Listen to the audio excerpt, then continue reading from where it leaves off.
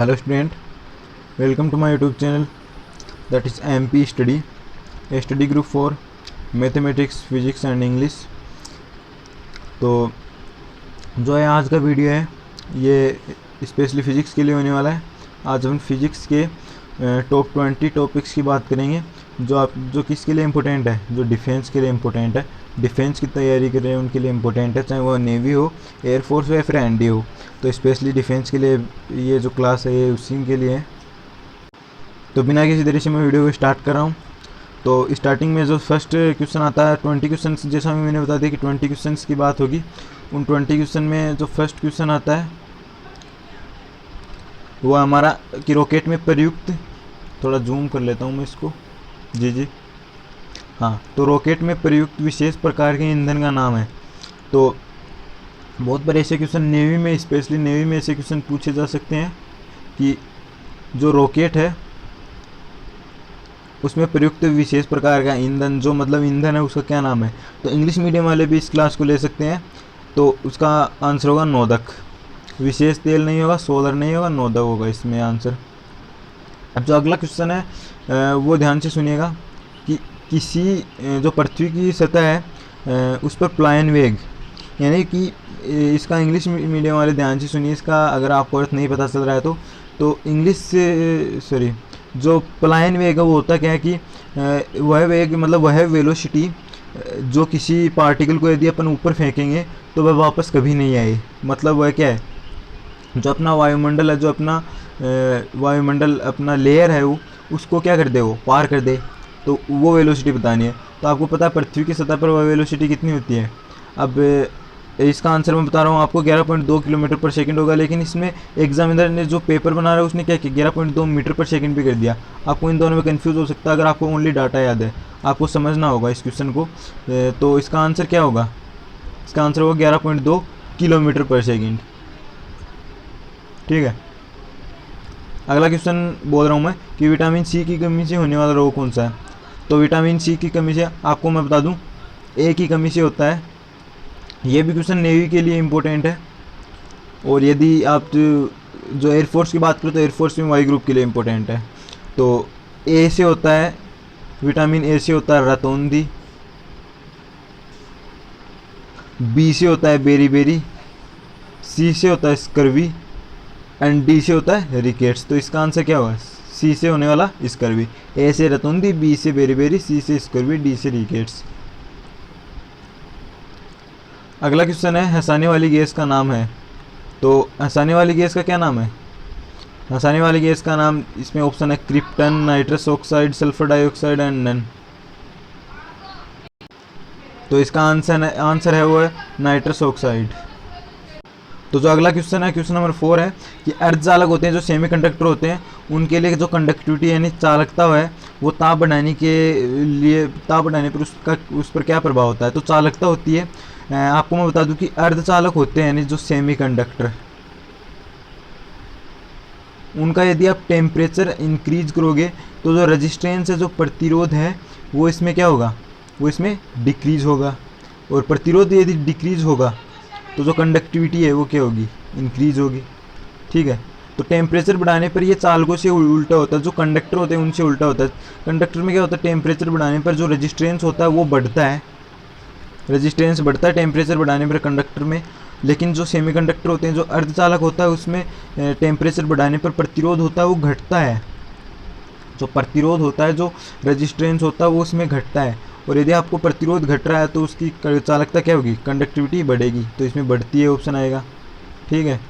अगला क्वेश्चन आता है, यदि दो आवेशों यानी दो चार्ज के बीच की दूरी को अगर आप 2 गुना कर दोगे तो उनके मध्य बल पहले से होगा।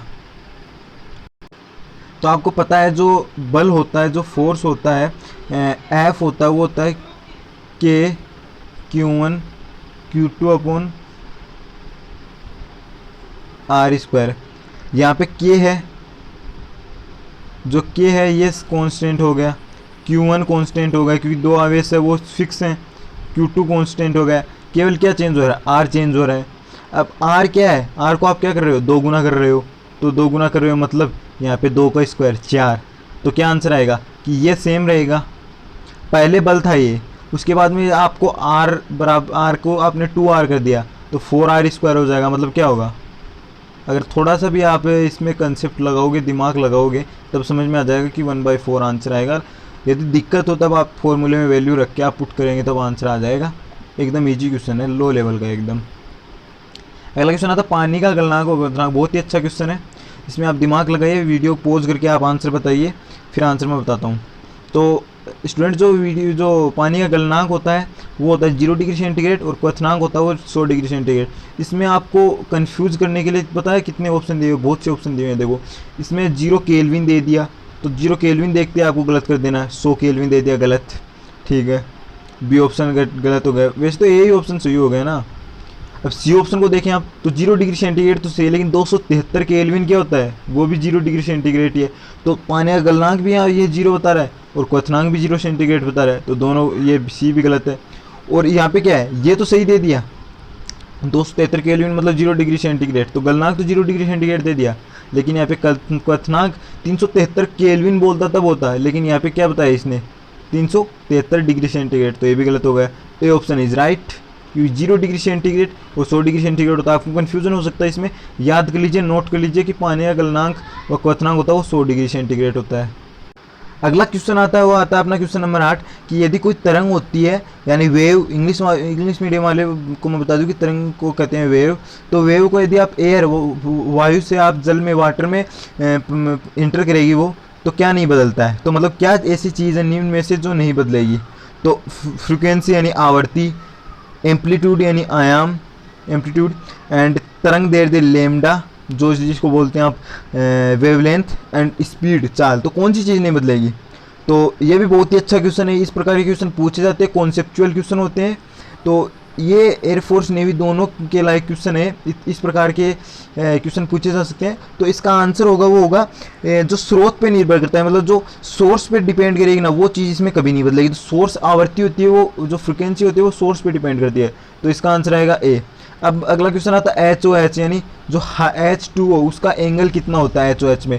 तो सीधी सी बात है यार, HOH की मैं पहले आपको स्ट्रक्चर बता दूं। HO स्पेशली ये नेवी के लिए क्वेश्चन है। इसमें दो क्या होते हैं, यहाँ पे लोन पेयर होते हैं। अब दो लोन पेयर होंगे तो ये तो पक्का कि 180 डिग्री तो होगा नहीं, और 90 डिग्री भी नहीं होगा, क्योंकि लोन पेयर इतना भी आप रिपल्सन नहीं करेंगे, प्रतिकर्षण नहीं करेंगे कि यार ये कि 90 डिग्री बन जाए, तो 105 डिग्री होगा। तो इसमें बी ऑप्शन है, कॉमन सेंस की बात है। इस प्रकार से भी आपको क्वेश्चन करने पड़ सकते हैं और आएंगे ऐसे क्वेश्चन। अब अगला क्वेश्चन है SSM की। तो देखो आपको सोचना चाहिए कितने इजी क्वेश्चन आ रहे हैं, एकदम मतलब आप कर दोगे ऐसे क्वेश्चन। SSM कर रही वस्तु का अधिकतम विस्थापन जो डिस्प्लेसमेंट है, उसका मतलब डिस्प्लेसमेंट पर जो मैक्सिमम डिस्प्लेसमेंट है ना, उस पर आपको वेलोसिटी यानी वेग बताना है। तो SSM होती है वो इस प्रकार से होती है, ध्यान दीजिएगा। ये उसकी मतलब मिड पोजीशन हो गई, इधर जाएगी फिर इधर आएगी, इधर जाएगी फिर इधर आएगी, इधर आएगी फिर इधर जाएगी और फिर इधर जाएगी। तो मैक्सिमम डिस्प्लेसमेंट इस पोजीशन पे और इस पोजीशन पे, इन दोनों पे वेग क्या होगा, इन दोनों पे हमेशा मतलब इस टाइम पे जो पार्टिकल जो कण है वो ही रुकेगा और फिर इधर जाएगा। तो इस स्थिति में वेग क्या होगा, वो वेग 0 ही तो होगा, तभी तो रुक रहा है। तो ध्यान रखिए मैक्सिमम पे होती है 0, और जो मतलब मिनिमम डिस्प्लेसमेंट है मतलब मध्य बिंदु पर यहाँ पे जो वेलोसिटी है वो होगी मैक्सिमम, क्योंकि यहाँ से वो स्पीड से चलती है और यहाँ पे 0 हो जाती है उसकी स्पीड। अगला क्वेश्चन आता है आर इक्विवेलेंट निकालना है। तो आर इक्विवेलेंट निकालने के लिए क्या करोगे आप, जो यहाँ पे जो आर और आर है ये एक बन जाएंगे, क्योंकि ये क्या है सीरीज में समांतर क्रम श्रेणी क्रम में है, तो 2r हो जाएगा ये। और फिर 2r क्या है, ये एक 2r है, ये 2r है, ये दोनों क्या है, ये दोनों है पैरेलल में समांतर क्रम में। तो 1/2r प्लस 1/2r 2/2r और 1/r हो जाएगा, तो r हो जाएगा। निकाल लीजिएगा इसको, इन दोनों का आएगा r। तो मैंने बता दिया कि इन दोनों कितना आएगा r, और r ये तीनों हो जाएंगे 3r, क्योंकि ये फिर समांतर में हो जाएगा। तो सीधे से कॉन्सेप्चुअल बात है, आपको मतलब एक तरह से बेसिक चीज़ आनी चाहिए, आपको हो जाएगा। अब भी अगर ये जो 11th क्वेश्चन नहीं समझ में आया तो कर लीजिएगा, हो जाएगा। अगला क्वेश्चन आता है फोटो इलेक्ट्रिक इफेक्ट होता है जो प्रकाश विद्युत प्रवाह होता है वो किस सिद्धांत पर आधारित है। तो अच्छा क्वेश्चन है, याद कर लीजिए, इसको आपको याद ही करना होगा क्योंकि ये एक कॉन्सेप्चुअल बात नहीं है, इसको रटना होगा आपको कि ऊर्जा संरक्षण सिद्धांत है उस पर आधारित है। जो फोटो इलेक्ट्रिक इफेक्ट है वो ऊर्जा संरक्षण सिद्धांत पे आधारित है। अगला क्वेश्चन आता है कि निम्न में से किसकी भेदन क्षमता होती है वो अधिक होती है। तो भेदन जो क्षमता होती है मतलब किसी भी आप पार्टिकल को यदि आप इनमें से कौन सा जो पार्टिकल है अल्फा बीटा गामा और उपयुक्त सभी, इनमें से कौन सा पार्टिकल है अल्फा बीटा और गामा में से या फिर तीनों कि जो कोई भी लेयर है उसको क्या कर दे, भेद दें, उसके अंदर से गुजर जाए, तो अल्फा कण है उसकी जो भेदन शक्ति होती है वो अधिक होती है। 14 नंबर का क्वेश्चन आता है, यदि किसी साबुन के बुलबुले को आप पॉजिटिव चार्ज दोगे तो उसका आकार क्या होगा। तो किसी भी अगर साबुन का बुलबुला है उसको अगर आप पॉजिटिव चार्ज दोगे तो उसका क्या होगा, आकार होगा, जो उसकी साइज होगी वो बढ़ेगी, क्योंकि यहाँ पे आप पॉजिटिव चार्ज दोगे तो वो इस प्रकार से होगा, पॉजिटिव पॉजिटिव उसके चारों ओर आ जाएगा, और पॉजिटिव में रिपल्सन होगा, उसमें प्रतिकर्षण होगा, तो प्रतिकर्षण होगा तो वो दूर दूर जाना चाहेगा, इसलिए इसकी जो साइज है वो बढ़ेगी, बाहर की ओर निकलेगी। ठीक है। प्रकाश कैसी तरंग है, जो लाइट है, हाँ तो प्रकाश कैसी तरंग है, जो लाइट है वो किस प्रकार की वेव है।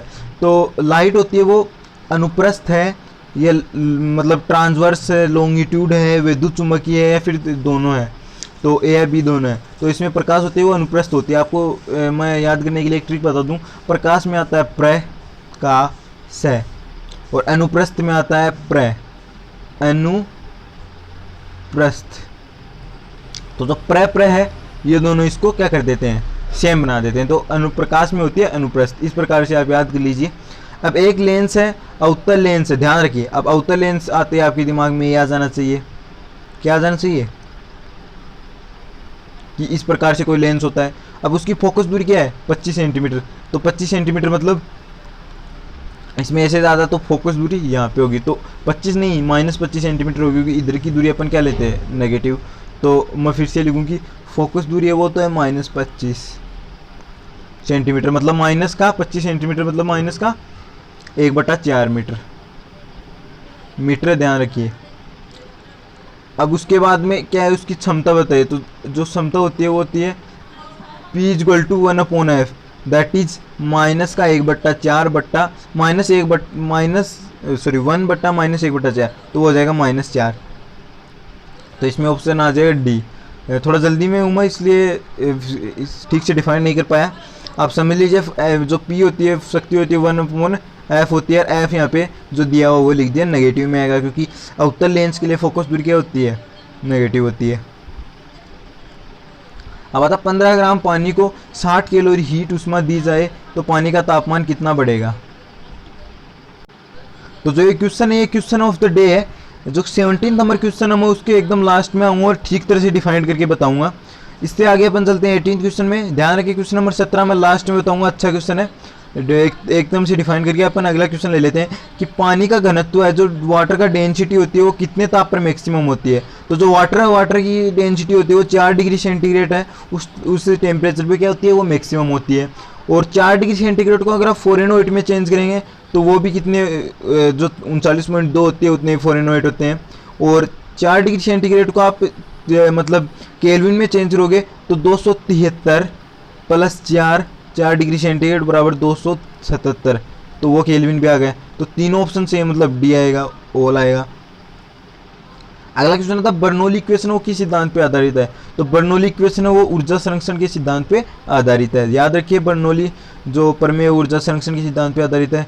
फिर पूछा है कि डेल्टा सी, जो डेल्टा सेंटीग्रेड होता है वो किसके बराबर होता है। तो सेंटीग्रेड में अंतर होता है वो हमेशा देखो सेंटीग्रेड होता है उसका पैमाना भी 100 होता है और केल्विन का पैमाना भी 100 होता है, तो दोनों का पैमाना 100 होता है, मतलब इसमें ये दोनों ही सेम होते हैं, तो डेल्टा केल्विन आएगा। अब अपन चलते हैं क्वेश्चन नंबर 17 पे, जो अपन ने छोड़ दिया था क्वेश्चन नंबर 17। क्वेश्चन नंबर 17 को फिर से पढ़िए कि 15 ग्राम पानी को आप 60 कैलोरी हीट मतलब उसमें उतना उष्मा दी जाती है तो उसका तापमान कितना बढ़ेगा। तो आपको कौन सा फॉर्मूला अप्लाई करना। हाँ, तो जो क्वेश्चन नंबर 17 है वो कुछ इस प्रकार से है कि यदि आप मतलब इसमें फॉर्मूला कौन सा लगेगा कि 15 ग्राम पानी है उसको यदि आप 60 कैलोरी उष्मा दी जा रही है, उसमें 60 कैलोरी हीट उसमें दी जा रही है, तो उसका टेम्परेचर कितना बढ़ेगा। तो आपको फॉर्मूला कौन सा लगाना है, Q बराबर होता है, आपको पता है एस डी टी होता है। तो पानी के लिए एस की वैल्यू होती है, पानी के लिए एस की वैल्यू होती है 1 इंटू एम 15 की दिया हुआ है, कैलोरी ऊष्मा क्या आपको 60 दी हुई है, और डी टी आपको पता है पूछा है। तो एम एस डी टी 15 चौके 60, 4 आ जाएगा डी टी टेम्परेचर में परिवर्तन, तो 4 डिग्री सेंटीग्रेड आ जाएगा। ऐसे क्वेश्चन पूछे जाते हैं और आपको ये नहीं पता चलता है कि आप कौन सा फॉर्मूला अप्लाई करो, तो 4 डिग्री सेंटीग्रेड होगा। तो स्टूडेंट कैसा लगा आपको वीडियो बताइएगा एक बार। आज यदि अच्छा लगा तो लाइक कीजिएगा, शेयर कीजिएगा और चैनल को भी सब्सक्राइब कीजिएगा। Thank you.